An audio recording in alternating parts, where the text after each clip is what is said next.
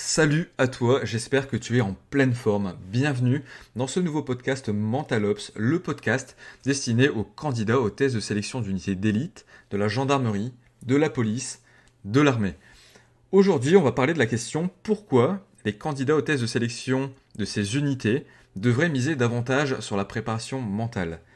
Je fais le constat aujourd'hui que la moitié, peut-être les 2 tiers des candidats misent essentiellement et quasiment que sur ça, parce qu'il y a même aussi la préparation technique, la préparation du matériel, et beaucoup de candidats misent que sur la préparation physique.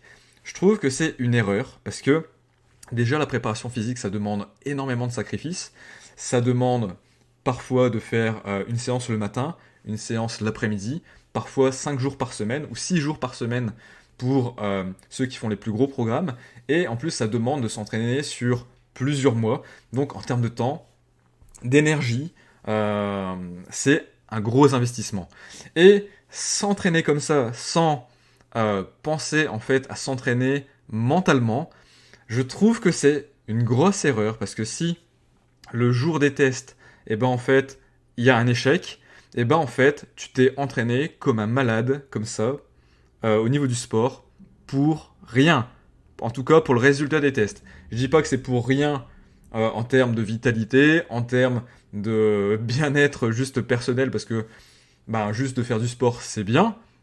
Mais si ton objectif à la base, c'était de faire ça pour réussir les tests et que tu as échec parce que tu as craqué mentalement, parce que mentalement, il y a eu un souci, c'est dommage. Donc, pour moi, c'est hyper important. Et peut-être voilà, comme tu sais bien, moi je suis là pour préparer les personnes mentalement, je pourrais prêcher pour ma paroisse, mais je vois beaucoup de candidats qui échouent parce qu'ils ont craqué, parce qu'ils se sont trop comparés à d'autres candidats, parce qu'ils ont ils n'ont pas pu dépasser leur phobie du vide, parce que dans la douleur, dans l'effort, dans la fatigue, ils ont craqué et ils n'ont pas tenu jusqu'au bout, parce que sous la pression des instructeurs, de ce qu'ils ont vécu avec les instructeurs, ils comprenaient pas pourquoi ils vivaient tout ça, ils avaient envie d'abandonner et ils ont abandonné. Avec tout ça, je trouve que la préparation mentale, c'est quand même essentiel pour des candidats aux tests d'unités spécialisés pour des unités renommées. Parce qu'il n'y a pas de cadeau et c'est le haut de la fourchette, les candidats les mieux préparés qui vont être retenus. Donc il n'y a pas de cadeau et c'est important de se le dire. Maintenant, pourquoi la préparation mentale, ça pourrait être intéressant pour vous? Déjà, la préparation mentale, et dans mon cas, j'utilise particulièrement la PNL parce que je trouve que c'est hyper adéquat pour préparer à performer. J'utilise aussi la respiration contrôlée et j'utilise également la mindfulness, c'est-à-dire la pleine conscience, la méditation.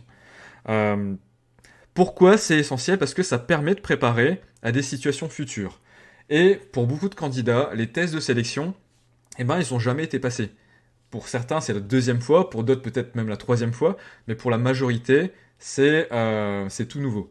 Et du coup, la préparation mentale, avec ce travail de recherche des épreuves, de ce qui vous attend fait préalablement, ça va permettre de vous préparer mentalement aux situations que vous allez vivre, et ça permet de créer des références anticipées de vous en agissant au meilleur de vous-même. Et ça, c'est hyper intéressant parce que quand vous allez être dans les épreuves, vous aurez des réactions quasi automatiques qui vont revenir parce que vous repenserez aux séances, vous repenserez aux entraînements, et ça, c'est un grand cadeau, une grande aide pour les épreuves, et notamment les épreuves que vous appréhendez le plus. Ensuite, pourquoi c'est intéressant la préparation mentale? Ça vous permet aussi de mieux gérer vos émotions, votre stress. Donc il y a la gestion du stress d'un côté qui est intéressante, mais il y a également le fait de pouvoir vous mettre dans des états particuliers. C'est souvent on me demande, ok, moi j'aimerais être plus concentré, j'aimerais être plus combatif, j'aimerais être plus déterminé, j'aimerais ne pas lâcher, j'aimerais savoir me détendre, être plus calme. Et la préparation mentale, et notamment la PNL, et la respiration contrôlée, même la mindfulness, a des outils qui sont très efficaces pour vous permettre de rentrer dans ces états quasiment quand vous voulez.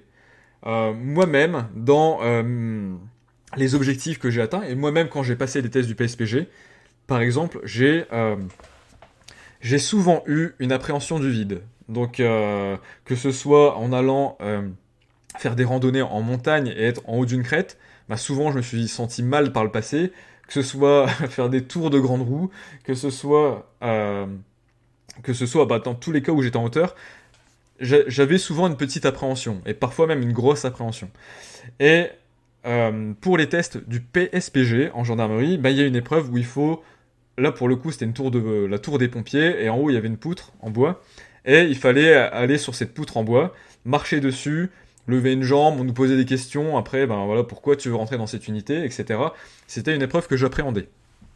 Et je l'ai préparée avec les outils de la PNL, par exemple en mettant des ancrages, et par exemple avec la mindfulness, en travaillant sur ma reconcentration, pour en fait vraiment vivre différemment cette épreuve, être détaché de cette peur du vide et vraiment être focus en fait sur la tâche. Et ça a été quelque chose qui m'a vraiment aidé ce jour-là. Et pour ceux qui ont par exemple qui ont eu cette appréhension du vide, et ben il y a des outils très intéressants qui peuvent vous permettre de vivre la chose différemment. Je dis pas que ça va devenir hyper agréable, mais ça vous permet de transcender, de dépasser la peur. Et en fait, plus vous allez, euh, comme dans mon cas, plus vous allez après dépasser cette peur du vide, plus vous allez vous dire après dans votre cerveau, je suis capable de le faire, et ça vous crée des nouvelles références, que vous êtes capable de vous confronter au vide, et après finalement, ben, ça vous fait plus peur d'aller au bord du vide. Et ça, moi-même, aujourd'hui, je suis beaucoup plus à l'aise avec le vide. Et je dis pas que j'en ferai tous les jours, que je sauterai tous les jours en parachute, que je me mettrai tous les jours dans le vide, etc. Mais ça aide. Et il y a plein d'autres peurs qui peuvent être dépassées avec ça. Ça peut être la peur d'aller à la confrontation physique avec les autres. Ça peut être la peur du regard des autres. Il y a plein de peurs, plein de croyances qui peuvent être dépassées avec la préparation mentale. Donc ça, c'est aussi un levier intéressant. Ensuite, eh ben, ça permet aussi de s'aguerrir mentalement, parce que avec beaucoup d'exercices que je propose aux personnes, ça va vous permettre, dans les moments difficiles, d'aguerrir votre mental, de gagner en force mentale, parce que quand vous allez en baver, eh ben, ça va... je peux vous donner, en fait, vous faire travailler vos automatismes pour, quand vous êtes dans une situation difficile, savoir quoi vous dire, savoir comment vous le dire, en fait, et sur quoi vous reconcentrer.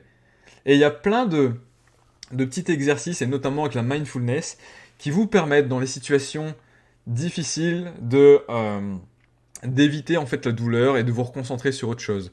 Dans la PNL, il y a aussi beaucoup de techniques qui vont vous permettre de changer votre focus, de voir les choses différemment, de vous focaliser sur autre chose et sur vos motivations, etc. Enfin bref, il y a vraiment plein de trucs à faire. Et tout ce que je vous dis, simplement, c'est que la préparation mentale, c'est un cadeau que vous vous faites si vous voulez préparer vos tests de sélection.